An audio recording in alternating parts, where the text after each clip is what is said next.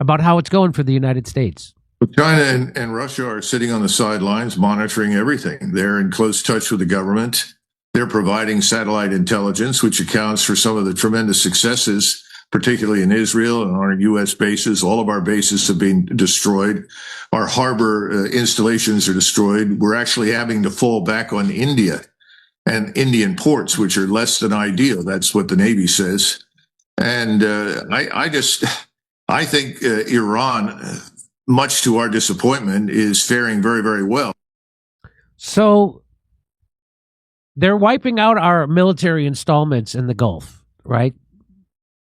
Which I'm actually happy about, because I want to get those military installments. I don't want anybody to die, certainly not any American soldiers, but I certainly eschew or have great disdain for the idea that we are a military empire, and that those military bases are only there to protect Israel in the first place. They're certainly not protecting the Gulf states, because Israel is now bombing the Gulf states. They bombed Saudi Arabia. They were planting bombs inside Qatar. Those are two allies of the United States. We have our biggest military base in the Middle East in Qatar. So, well, here, I like this.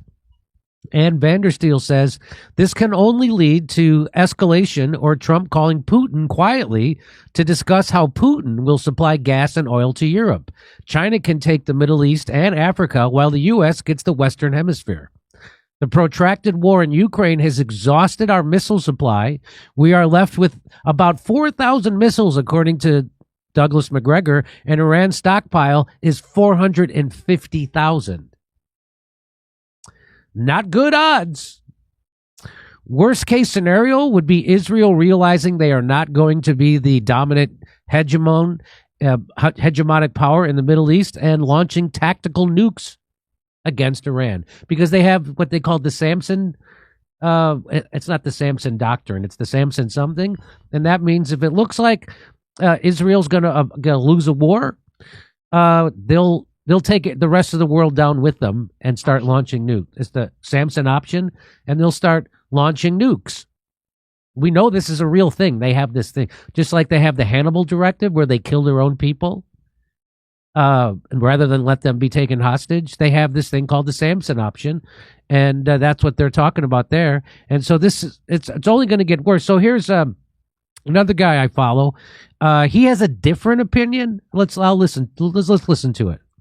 Our bases shot at? Yes. Knocked out? No. Every base is operational still. Non-essential personnel are moved to the rear. That's standard force protection. Tragically, 6 Americans were killed, 18 wounded, and every loss is a tragedy. But our forward posture is intact. Are Russia and China helping Iran like it's being said? Well, they can say tough words on TV, but the airspace is closed, the land bridges are cut, the ports are inaccessible, and there is no logistical avenue for any support at all. None. It's not about willingness, it's physics and geography. The carrier groups will need resupply in about 2 weeks. That resupply is already moving. Planned for 90 days of sustained operations. Are certain air defense stocks a concern? Yes, but we're destroying the threats that require those defenses. Best defense is a good offense, and right now, offense is all that we're playing. So here's why Macgregor gets it wrong. Macgregor spent his career fighting under weak leadership with one hand tied behind his back. He beat back the monsters, but he never... You know, the weak leadership that invaded Iraq twice, turned it and killed 1 million people. The weak leadership that destroyed Libya, turned it from the most successful country in Africa to another failed state with open slave markets.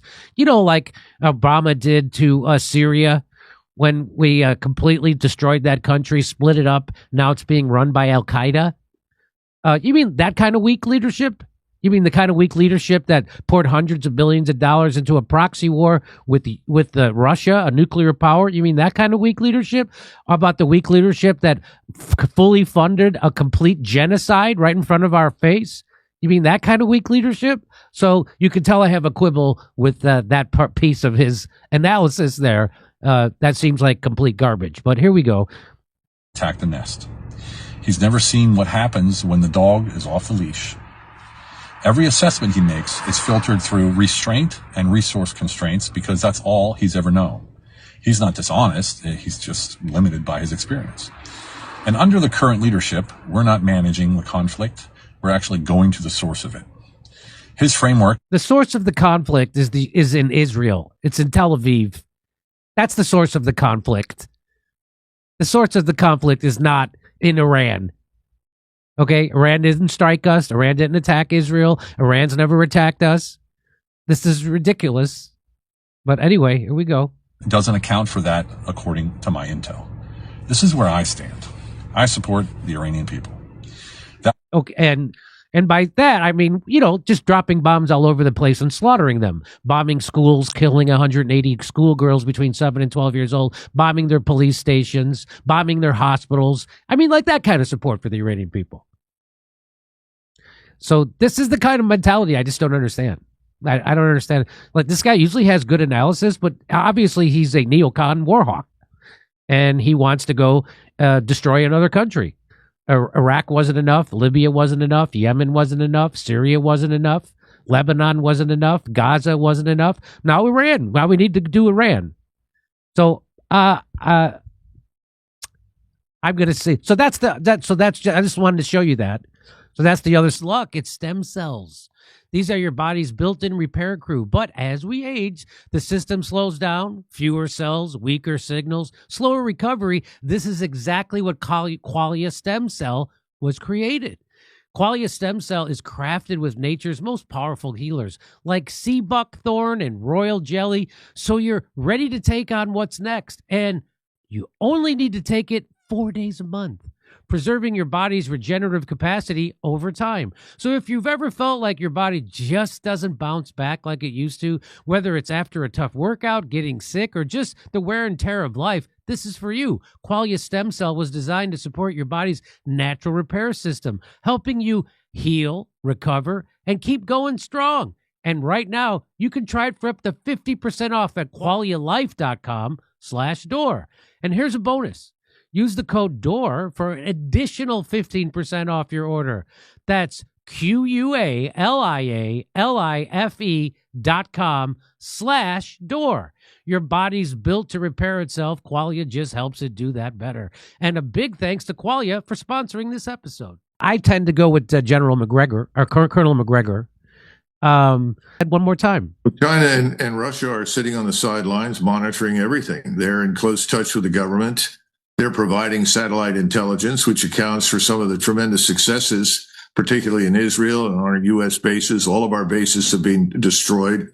Our harbor installations are destroyed. We're actually having to fall back on India and Indian ports, which are less than ideal. That's what the Navy says. And I think Iran, much to our disappointment, is faring very, very well. So,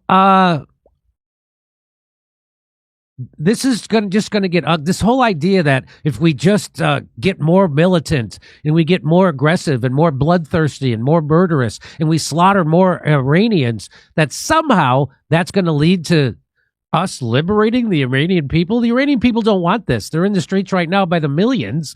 While we bomb them, they still go out into the streets. They're still in the streets supporting their government and united, coalescing against the United States. This is going to be worse than Iraq. This is worse than Iraq. This is affecting the whole world. This is way worse. Gas prices are skyrocketing. Energy prices are skyrocketing. Israel's talking about striking Turkey. They're already doing false flag attacks on Saudi Arabia. They're already attacking Qatar. This is what's happening. So this is a way worse than Iraq, way worse than Libya, way worse than Syria. This is it. This is the possible start of World War III. Because there's no way we're going to win this, and it's going to